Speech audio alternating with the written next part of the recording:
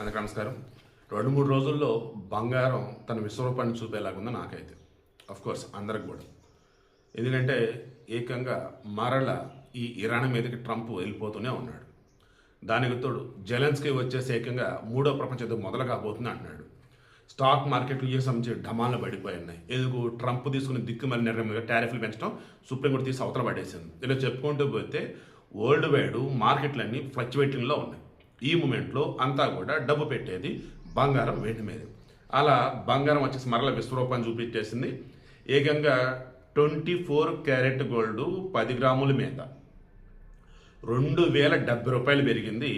మార్కెట్లో 1,61,350 రూపాయలుగా ఉంది 24 క్యారెట్ గోల్డ్ 10 గ్రాములు. నెక్స్ట్ 22 క్యారెట్ గోల్డ్ 10 గ్రాములు 1900 రూపాయలు పెరిగింది. 1,47,900 రూపాయలుగా ఉంది 22 క్యారెట్ గోల్డ్ 10 గ్రాములు. ఇక వెండి వచ్చేసి అది 10,000 రూపాయలు పెరిగింది 3 లక్షల రూపాయలు ఉంది. నేను ఈటీఎఫ్ పెట్టాను కదా, మార్నింగ్ ఓపెన్ అవ్వగానే మార్కెట్ ఎటు క్రెడిట్ కార్డు బిల్లు కట్టాలి, ఆ డబ్బులు ఇందులో పెట్టింది.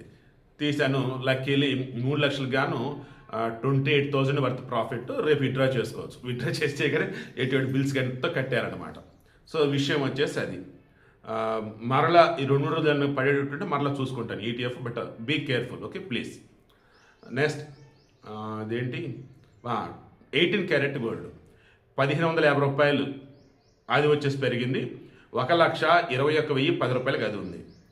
ఇక వెండి వచ్చేసి చెప్పే కదా 10,000 రూపాయలు పెరిగింది 3 లక్షల రూపాయలకి ఉంది కేజీ.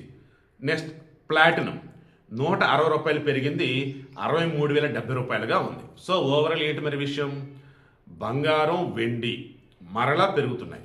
అయితే ఈ 2-3 రోజులు కరెక్షన్ జరిగేసి పడవచ్చు. ఒకవేళ పడ్డా కొంచెం అటు ఇటే, ఒకవేళ పెరిగినాయి అనుకోండి భారీగా అయితే పెరగవు. ఈసారి మాత్రం స్లోగానే పెరుగుతాయి.